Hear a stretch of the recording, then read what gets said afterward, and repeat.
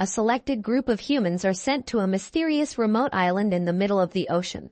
These humans have somehow evolved into a new race of people known as the talented. To the rest of the world, they are considered as their only hope in surviving the war between humanity and the alien monsters who have come to Earth to destroy all of mankind. These monsters are now commonly known as the enemies of humanity. The story begins in an unknown year, somewhere in the early 2000s. Our main protagonist is a boy named Nano Nakajima, who lives here on this island among the other talented human race. However, he was apparently born without any talents, and thus leading him to be an embarrassment to the rest of his family, who are quite the opposite. His father had ordered him to leave at once and was sent to this academy to eventually find out his talent. And so he is also far away from his family. This island seems to be some kind of training camp or school for all the talented people and is completely isolated from the rest of the world. The island doesn't receive any communication from the outside world, unless someone calls the teacher from the headquarters, which are the owners of the island and the task force to destroy enemies of humanity. Nakajima is an outcast and a subject of bullying in the class due to his lack of powers, and gets picked on by his peers. One day the teacher introduces two new students to the class, the first being a boy called Kailia Onodira. After a crybaby big mouth named Ijima Mogo, the class brute demands Kailia to reveal what his talent is, but the teacher interrupts him and tells Mogo that his talent remains a secret. This makes Nakajima suspect that he must be very powerful, as those who like to keep their talents a secret normally have the best abilities in the class. After, a pink-haired girl walks in with a bubbly personality and introduces herself as Nana. She doesn't keep anything a secret at all, and immediately tells the other students what her power is, which is mind reading. But not only can she read minds, but she can also dig deep into people's mind and look at their past experiences and memories they had from a very long time ago. She explains how she's always listening to people's inner voices and likes to help those when they are overthinking too much. The teacher tells her to sit at the back of the class, and this happens to be the seat next to Nakajima. She immediately discovers through Nakajima's mind about the rest of the class looking down on him, as that's all he thinks about. He gets nervous when a beautiful girl like Nana sits down next to him, and can't imagine how a girl that looks like her would want to even help him in any way. Due to her reading his personality traits, she already wants to become friends with him. She starts to find out more about him using her powers, and discovers more about Nakajima's past life memories before coming to the island, and comes to realize that his dad was a very proud millionaire who was disappointed in his son for not being useful in the family. Nana knows that Nakajima wants to do everything possible to win back his father's approval. As a way of keeping his father's respect, his father gave him the responsibility of looking after the family watch, and Nakajima promises to keep it safe. Nana also knows that Nakajima needs to get a chance to be the leader of the class, something his father will be proud about, but she knows he will never vote himself in. So Nana quickly volunteers for him to be the new class rep and points out all his best qualities. However, the two most popular students, Mogo and Seiya, also voted themselves in. An argument occurs on who will be the next class rep. At this moment, Kailia begins to stop all the arguing and proposes a duel match between the three to settle it instead. After school, Nana follows Nakajima home and asks if he would show her around the island, as she still feels very new to everything. As Nakajima walks her around, they talk about their past lives before coming to the island. And while talking, Nana nearly fell down, but Nakajima quickly saves her. She tells him that she felt some sort of entity push her away, and they both think it might be one of the enemies of humanity. Later at night, they're both walking back to their dormitories, and Nana brings up Nakajima's relationship with his father. This annoyed him, as they are his personal and private memories that he doesn't want to discuss with anyone. However, she continues to try and understand how he feels, but he gets upset with Nana for bringing up things that are personal to him. She still doesn't understand why it was a problem for her picking him to be the class rep, since that way he can finally prove his leading abilities to his father, which is all he ever wanted. But Nakajima tells Nana that voting him in is pointless, since it's impossible for him to win as he doesn't possess any talent. The next day at school, Mogo the Fire Brute and Seiya the Ice Wizard are ready to fight for the position to be the new class rep. They enter the battlefield and use a series of attacks against one another, until Seiya uses ice magic to freeze his legs and wins against Mogo.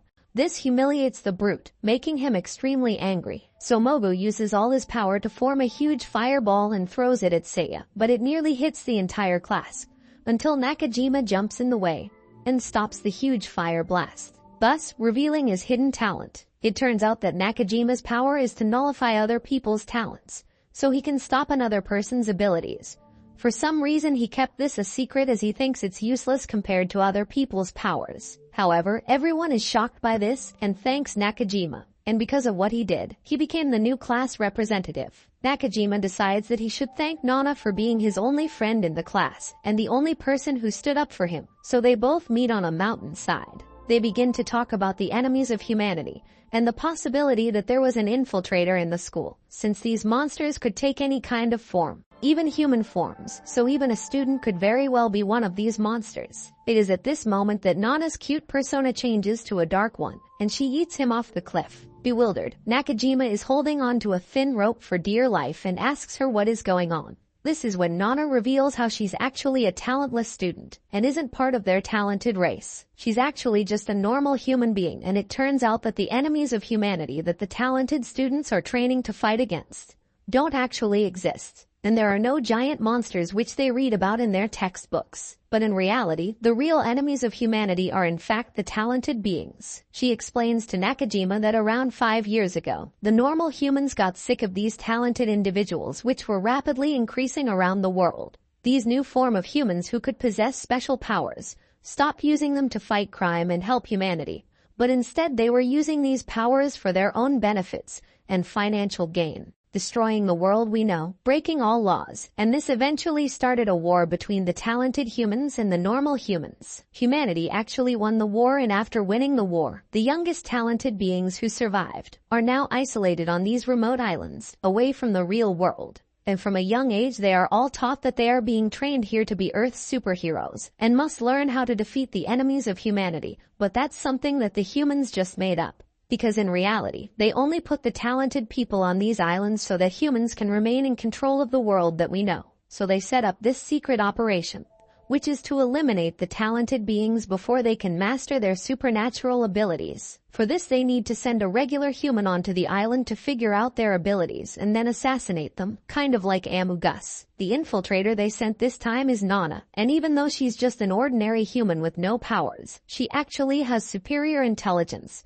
and is a great judge of character. So together with her incredibly good deductive abilities and high IQ, she can easily make the other students believe that she has the talent to read other people's minds, and that way she could blend in with the talented beings. Her mission given by the human headquarters is to find out these talented people's powers and eliminate as many of them as possible. Her first target was Nakajima, but he's now been eliminated, so now she must go on and get the others. The next day the class heads down to the lake, and here Nana gets to witness the true strength of Seiya's freezing abilities. When he freezes the entire lake within seconds, Nana notices how thick the ice was and can conclude that it will take at least 5 days for it all to completely melt. Later on in class, Nana sits with Seiya and gets some more information about his talent, but meanwhile Mogo is bullying another student. Mogo goes in to punch the victim, but unexpectedly gets knocked down. This happens to be Shibusawa's doing, another talented student who can manipulate time. Seiya talks to Nana about Shibusawa's abilities and how he might just be the most powerful one in the entire class, as Shibusawa can actually stop and go back and forth through time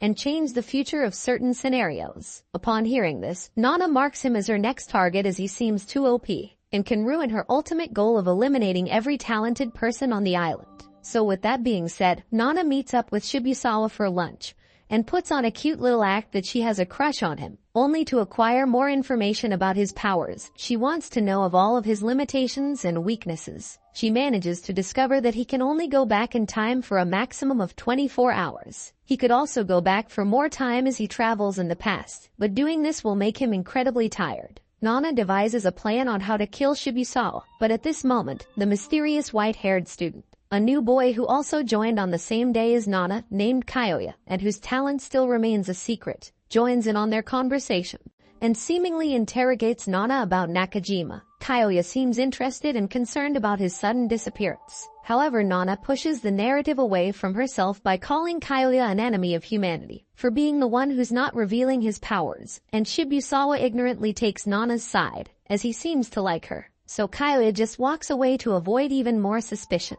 After the interaction with Kyoya, Shibusawa now seems worried about the Nakajima situation and wants to discover more about Nakajima's sudden disappearance as well. and he tells Nana that he will help to try and find her friend. However, not knowing that this will lead to his ultimate demise, as Nana was able to send him to the exact moment in time when the lake was just being frozen by Sei, and thus trapping him under the lake, which will be frozen for at least 5 days. So say goodbye to my man Shibusawa. Nana has now eliminated 2 targets, but her only problem was the new boy Kyoya, who's already starting to suspect Nana, and already has some kind of idea of what's going on here. It turns out that they might be the same in some ways, or he might be even smarter, but she still needs to find out his real talent. So she takes it upon herself to do any means necessary to reveal Kyoya's powers so that she can figure out a way to dispose of him as soon as possible. She needs to know more about him, so she begins to follow him around school. By doing this, she discovers he had been feeding a kitten in the janitor's shed, and he always buys a box of milk, which he heats up and feeds it to the stray cat every day at lunch. Later on, Nana approaches him again under the context of wanting to be his friend, and so he invites her into his room, which seems to look more like a library instead of a normal boy's bedroom. However, he does leave Nana a lot of different clues, which she can use to start understanding his secret power. After looking around his room, she deducts that one of Kyoya's weaknesses was that he has no sense of smell, as he seems to keep labels on all his food and groceries, and these labels also have the expiry dates on them. So she can also predict that Kyoya can't see color, and his vision is permanently in black and white. After some brief deduction, the two of them start playing video games together, and he reveals that he has a younger sister, who was also a talented one, and was sent to this island. However, he never heard from her ever again, so his goal on the island, other than studying the enemies of humanity, is to also find out what happened to his younger sister, and he thinks that whatever happened to Nakajima will lead him to finding out the answers. Kyoya asks Nana to accompany him over to Nakajima's crime scene, and also interrogates her once again. She doesn't understand why he's being so hostile, and she wants him to reveal more about himself since he's so mysterious, and she makes up an excuse that he's scaring her. So this time Nana asks him what his real talent is, but Kyoya gets the upper hand and begins to doubt if she is really talented and can read people's minds, since Kyoya's talent is all he's ever thinking about. But somehow she still doesn't know what it is. But since Kyoya doesn't have enough evidence that she isn't talented, or any proof that she was involved in Nakajima's disappearance that night, he can't incriminate her yet, so he just lets it all go for now, and then asks Nana if they should become friends, and she agrees. The next day, Nana prepares a trap on Kyoya, after knowing his daily routines of feeding the cat during his lunch break, and she turns on the gas inside the shed. She does it in such a way that when he turns on the stove, the whole shed would explode, which would be a great way to reveal his talent. When Kyoya enters the shed, he can't smell anything, and he turns on the stove so the whole shed explodes, and Kyoya is seen completely burned alive and on the floor.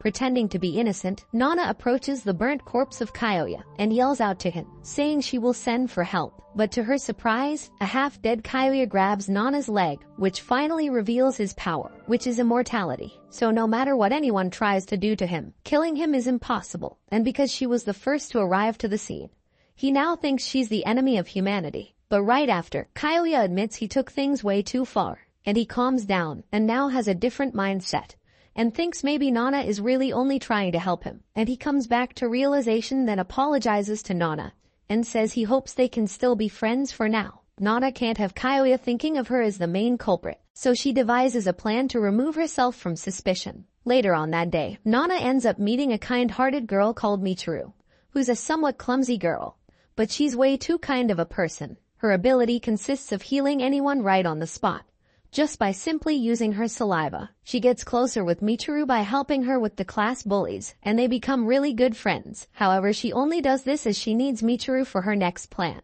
During the night, Nana decides to stab her own back. After, Michiru screams loudly, and Kyoya meets them at the scene of the crime. Nana, who had been stabbed, done this knowing that Michiru would save her. When asked who done this to her, Nana tells them it was an enemy of humanity's doing, and that the enemies of humanity can also turn invisible. But after hearing her story, Kyoya still doesn't believe her, and already suspects that she may have stabbed herself. But once again, he tells himself that he's only guessing with his detective skills, and has no real hard evidence that Nana actually done this to herself. The next day during class, they conclude Nakajima was killed by an enemy of humanity, and therefore they need to select a new class rep. Nana gains the confidence of the class for being brave enough to face an enemy of humanity and surviving one, so they decide to make her the new class leader. Her first command as the class leader was to order a specific student to find out more about the other students and start writing down everyone's abilities. Her brilliant excuse for this was that they need to prepare everyone for the upcoming attack, and makes up a reason that the monsters are already on the island. However, this backfires when after school she runs into a boy called Tsunakichi,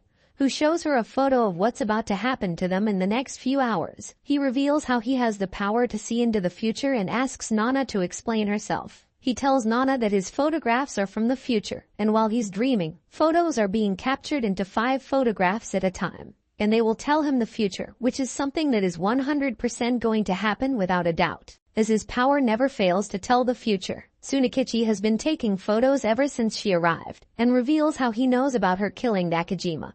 And he also knows about her trapping Shibusawa, the teleport time travel boy, under the lake. So now, knowing that he's going to be killed by Nana next, he decides to blackmail her by saying he is going to tell the others about her being the real enemy of humanity. However, in exchange for his silence, he asks if she will be his girlfriend, and then takes her back to his room. He makes her give him a massage and spend the night with him. At that moment she observes how his power works within the photos as he's dreaming, and she finds one picture that she doesn't want him to see, so she hides it away. The next day, when Tsunakichi wakes up, he realizes there are only 4 photos here, so 1 photograph is missing, since he can only take a maximum of 5 photos at a time, something that Nana didn't know about, and he blames her for taking it. He finds the photo in Nana's pocket, and the photo in question revealed how Tsunakichi actually won the fight between him and Nana stole the photo because she wanted him to feel like she was the one with all the power to get the upper hand on him. He tells her that no matter what, everything will happen exactly as he predicted in the photos.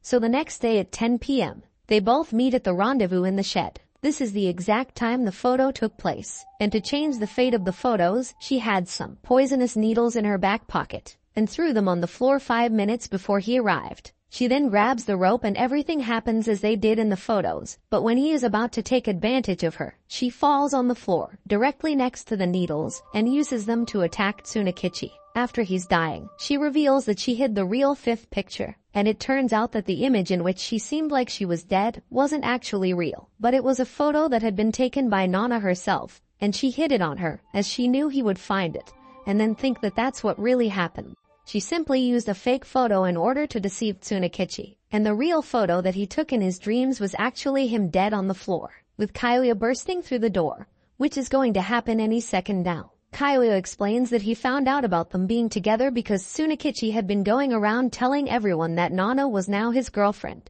and he was acting very strange. Michiru thought Nana might have been in trouble, and this aroused Kyoya's interest, and together they inspected Tsunakichi's room. In there they found the photo of Nana, dead on the floor with Tsunakichi standing over her, and that's how they knew about the location they would be at, since Kyoya recognized the PE shed. Later on, Kyoya finds Nana back in Tsunakichi's room after he had passed away, so he confronts Nana about Tsunakichi's powers, as Kyoya knows that whatever happens in Tsunakichi's photos will 100% always come true, something that Tsunakichi constantly bragged about. But somehow, Nana is still alive. All of this led to Kyoya deducting that the photo was in fact a fake one, and had maybe been taken by Nana herself, to manipulate Tsunakichi, and make him lower his guard at a specific time, so Nana could win in the fight against him. But once again, Kyoya was only speculating all this inside his head, and still has no real evidence of this being true, and still has nothing to prove his theories right now, so once again he just lets her go.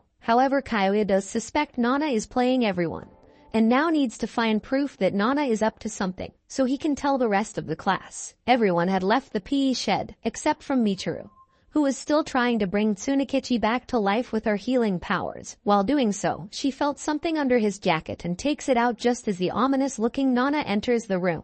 Michiru glimpses at the photograph of Tsunakichi's future vision of Nana pushing Nakajima off the cliff. However, the kind-hearted Michiru has too much admiration for Nana, and she believes it when Nana tells her that Tsukunishi cannot always predict the correct future, and that it might have only been one of his dreams and the photograph is incorrect. The day of Tsukunishi's funeral is here and tensions are rising as it has been told that the enemies of humanity are closing in on them. Kyoya demands that before they dispose of the body, he wants to do an autopsy, while Nana does everything she can to prevent it. Just as Kyoya is about to open the casket, it starts to open up from inside by Tsukanishi's corpse. This is when a quiet and usually absent boy in class steps in front and introduces himself as a necromancer. He tells the class his talent is to bring the dead back to life and even gain information of their death, and even use the corpse's powers if he wishes to do so. In a desperate attempt to stop all this, Nana announces that she can hear Tsukanishi's thoughts while he's a zombie, and he's in so much agony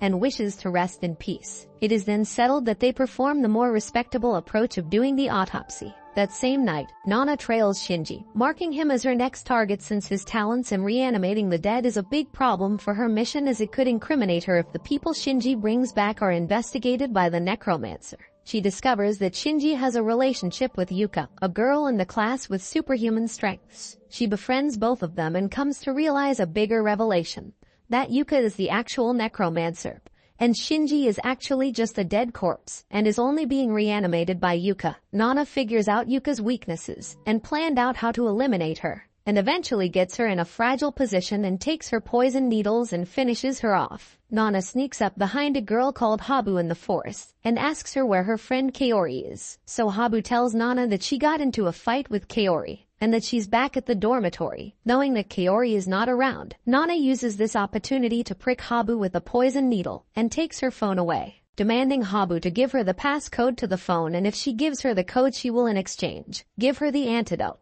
Habu then quickly tells her the password, but Nana just leaves her alone in the forest to die. After this, Nana finds her friend Kaori's room and uses another poisonous needle to poison Kaori's contact lenses. Later that day, Nana takes Kyoya, Michiru, Seiya and Magu into the forest to explain how she found out that Yuka was the real necromancer who was raising people from the dead, and she was the one who was reanimating Shinji's body as she fell in love with Shinji and wanted to be with him forever. Nana tells them that in the end Yuka regretted doing this and then killed herself. Kyoya's suspicion and Nana are now greater than ever as Nana struggles to cover up the kills. The other classmates, especially the loyal Michiru, still refuse to believe it. In the dormitories, the group hears a scream. Running to Kaori's room, they find her dead. As Kyoya investigates the scene, he finds that Kaori was poisoned through her contact lenses. Michiru mentions how Habu's talent was turning her saliva into poison, thus making Kyoya suspect Habu instead of Nana. After going through Kaori's phone, Michiru tells Kyoya that Kaori and Habu last spoke when they were in the forest with Nana. Convinced that Nana killed Kaori, Kyoya tells some of their classmates that Nana is the culprit. After explaining his evidence against Nana, Kyoya begins to search Nana for Habu's phone as his main piece of evidence. After searching Nana and not finding the phone to prove his claims, Kyoya apologizes to Nana. After Michiru yells at him for putting Nana through all these claims, and Nana tells the group that she can hear Habu's spirit voice, telling them not to suspect anyone ever again from the same classroom. Later that night, Michiru sees Nana guarding the dormitories at night on lookout duty. In her sweet manner, she offers to be on the lookout so Nana could rest, but she suddenly flipped a switch. An ominous look casts onto her face and she holds a blade to Nana, asking her what her real talent is, and apparently Michiru suspects she's on the island for other reasons. This takes Nana off guard, but she quickly gets in and disarms her, wounding her hand. The next day, Nana takes Michiru to the cliff to confront her, knowing that that person isn't actually Michiru because she bandaged up her hand wound instead of just healing it with her power. Then right after, Michiru shape-shifts into a man who introduces himself as Jean, and tells Nana that he used to go to this school. After, he takes Nana to his secret cave and Jean offers Nana a coffee as he makes himself a cup. Jean reveals that he's actually been acting as the cat that Kyoya has been feeding during lunch, and that 5 years ago his classmates were at war with one another. However, Nana slips poison into the drink, making Jean drop dead, or so Nana thought. Dialing her phone to call the committee to report about Jean's death, Kyoya grabs a hold of her phone, who then transforms to Michiru and also Seiya, as Nana realizes with horror that Jean can copy not only the appearance but also the powers of whoever he wants on the spot. But Nana runs to escape the cave, so Jean shape-shifts into Mogo and throws a massive fireball to stop her. After stopping Nana, she falls down and is nearly knocked out. After, Jean goes on to ask Nana about her family situation as a way to build trust with her, and Nana opens up a bit more to Jean and tells him about her parents dying as a talented person came into their house one night and robbed the place, and also killed her parents. After the talk, Jean tells Nana he actually likes her, and he knows how it feels to be in her position, as he also eliminated everyone on the island many years back, and ever since then he hides in the cave. After, Jean warns Nana to be careful and lets her know that she might not be the only murderer on this island, as Jean has been investigating other students' intentions other than her. After, Nana wakes up in the real Michiru's bed with her back fully healed. The sweet-hearted nature of Michiru affects Nana to open up about her past, talking about her parents' death which left Nana as an orphan at a very young age. After opening up, Nana looks closely and analyzes Michiru, as she seems to be overly nice to her, and thinks Michiru is secretly trying to investigate her. She comes to realize that Michiru must also have a dark side like everyone else does. Nana knows that she has to finish her off one day, but right now she can't seem to find any reason to do so, so she lets her go. At Yuka's, Shinji, and Kiori's funeral, Kyoya requests to the teacher to let him talk to the higher-ups the next time they call the school, so he can explain everything that's going on. All while Nana sees Michiru falling down due to the overuse of her powers. Later on, in Nana's room, Jean appears once again, and tells Nana that he will give her phone back only in exchange for her opening up to him again. But suddenly Michiru enters the room, making Jean transform back into the cat version of himself. Michiru once more answers as to why Nana thinks she's a bad person. And this is when Nana opens up about what type of child she was, and Nana explains to Michiru how she snuck out of the window one night and forgot to lock it, causing a robber to break into their home, and that resulted in her parents' death. In the morning, Kyoya shows the girls a new dead body. This is what Jean warned Nana about, as this time this death was not on Nana's hands, and Nana realizes that there is another murderer other than her. After, they identify the dead body as a boy named Ryuji. Kyoya starts investigating and begins to ask Mogo what he was doing the night before this, as Mogo's room is directly next to the victim. Mogo tells Kyoya that he was giving all his friends a much-needed pep talk. After, Kyoya asks Mogo's friends what all their talents are, and they start to reveal them to him. One has astral travel, another has voice mimicking, and the last is some kind of human magnet power.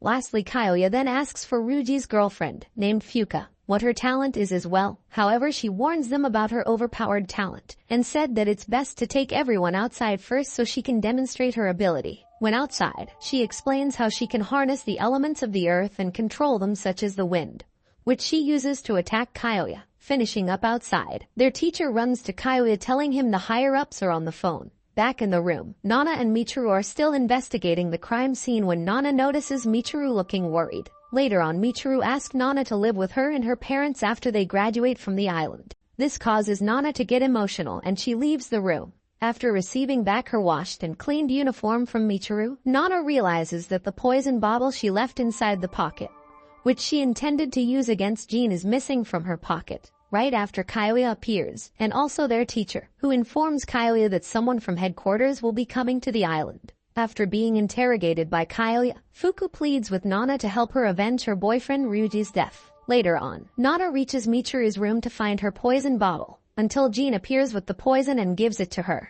Jean tells Nana to check on Michiru, but as she opens the door she finds Michiru unconscious in the bath. After a debate on whether or not to save a talented person's life and go against her ultimate mission, Nana picks her up and finally rushes to their teacher to ask for the doctor. But he tells her to ask Kyoya for help instead, as all the teachers have left the island. Kyoya gives Nana some medicine and she rushes back to Michiru's side. Later that night, Fuka comes in and asks Nana if there are any developments in the case of her boyfriend Ryuji, but Nana tells her that Kyoya is taking care of it. Time passes, and this is when Michiru wakes up and tells Nana how she healed a mysterious cat that came to her before going into the shower. In the forest, Jean catches and talks to Ryuji's killer, telling him to stop harming the animals and pets on the island. Meanwhile, the mysterious second killer is shown to have a meeting at the same place where Nana's mentors are. Mr. Soroka says he will go to inspect the island. Back on the island, Nana plays a game with Michiru, and Nana takes this opportunity to find out Michiru's real intentions by asking her why she's so nice all the time, as she can't figure out why. Then Michiru explains to Nana that she used to be bullied because of her powers, and she actually hated being a talented person at any point in her life, until one day she healed a stray dog and a girl from her school approached her to thank her for the kind-hearted and selfless act. Starting from then, the girl, whose name was Hitomi, defended her from all the school bullies and encouraged Michiru to keep using her talents to help others in need. Michiru explains that Hitomi had cancer and had died, She said that Hitomi's friendship with her has left a long-lasting effect on her life, and that's why she's always open and kind and ready to help anyone with her powers, even though it will shorten her own lifespan. Then Nana leaves the room once again, and this upsets Michiru, as she just wants to be friends with Nana. But Nana is constantly showing different emotions. When she leaves, Nana gets torn up between what to prioritize, her friendship with her beloved friend Michiru, or her mission at hand, which is destroying all talented beings. Just then, Jean sneaks into Nana's room again to give her information of Michiru's whereabouts, adding that she might be in danger. Jean knows how much Nana cares for her, but Michiru is just about to be attacked by the second killer. Nana's immediate response was to go and rescue her. During the way there, Nana gets a call from Mr. Soroka, the man from the Talentless Human Council headquarters, and is also Nana's boss. He said that he called to remind her of the mission and expects her to carry it out, not leaving any talented ones alive. At this moment, Nana seems to have a change of heart and decides that Michiru is still an enemy of humanity, and that she's not worth risking the entire mission.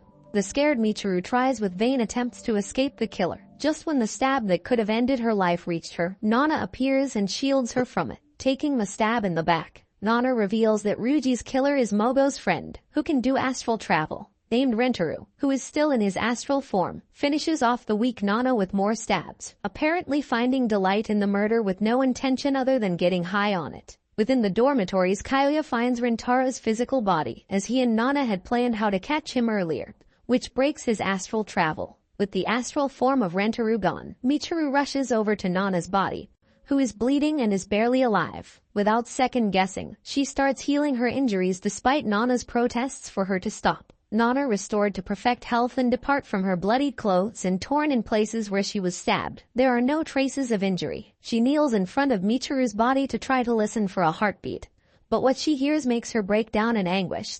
Thanks for watching. If you enjoyed this,